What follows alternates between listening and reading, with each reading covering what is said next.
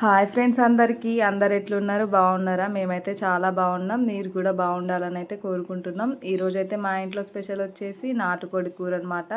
ఇంకో చాలా రోజులు అవుతుందని చెప్పి నాటుకోడిని అయితే కోసినాం. మొత్తం కోడిని కోసిన తర్వాత సాఫ్ చేసి ఇగో మా ఆయన అయితే కోడిని అయితే కట్ చేస్తుండు. పక్కన అయితే మా బుడ్డ చూడండి, నేను కూడా కట్ చేస్తా డాడీ, నువ్వు కట్ చేస్తుంటే నేను ఎందుకు కట్ చేయొద్దు అని చెప్పి అది కూడా కట్ చేస్తుంది. ఎంత చెప్పినా వినట్లేదు. వాళ్ళ డాడీని నాకు లెగ్ పీస్ కావాలి డాడీ, నాకు కొట్టిస్తావా లేదా అని గొడవ పెట్టుకుంటుంది. వాళ్ళ డాడీ ఏమో చిన్నగా ఉంటేనే బాగుంటుంది మమ్మీ, చూడు చిన్న లెగ్ పీస్ కొట్టిన నీకోసం అని చెప్పి చెప్తుండు. అయినా కూడా అది అస్సలు వినట్లేదు. నాకు కావాలి ఇప్పుడు, లెగ్ పీసే కావాలని గొడవ చేస్తుంది. అయితే చికెన్ అయితే కొట్టడం అయితే అయిపోయింది.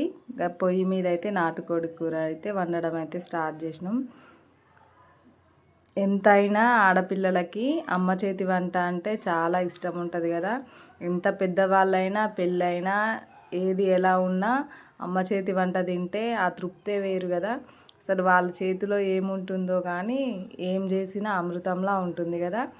నాకు కూడా అంతే సేమ్ ఫీలింగ్. రోజు నేను వండుకొని తిని అస్సలు నచ్చట్లేదు మమ్మీ, ప్లీజ్ మమ్మీ నువ్వు వండు, ఈరోజు నేను తింటా అని చెప్పి పొయ్యి మీద అయితే మా మమ్మీతోనైతే వండించుకుంటున్నా అనమాట నాటుకోడి కూర.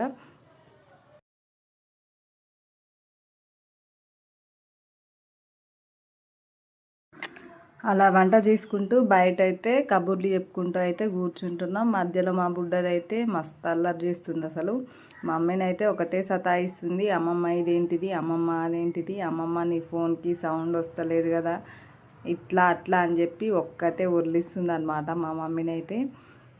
కారం అయితే వేసింది. కాసేపు అయితే మగ్గించుకున్న తర్వాత కొంచెం ఎసరైతే వేసుకొని ఉడికించుకుంటే నాటుకోడి కూర అయితే రెడీ అయిపోయింది. వంట చేస్తుంటేనే ఆ గుమగుమల వాసనకి కడుపు అయితే నిండిపోయినట్టు అయిపోయింది. మీరు కూడా ఇంతేనా? అయితే కామెంట్ బాక్స్లో కామెంట్ చేయండి. మన వీడియో నచ్చితే లైక్ చేసి షేర్ చేసి మన ఛానల్ని అయితే సబ్స్క్రైబ్ చేసుకోవడం మాత్రం మర్చిపోకండి. చికెన్ అయితే గరం మసాలా ధనియాల పొడి అయితే వేసుకొని దించేసుకోవడమే, ఫుల్గా లాగించేయడమే. Thank you for watching.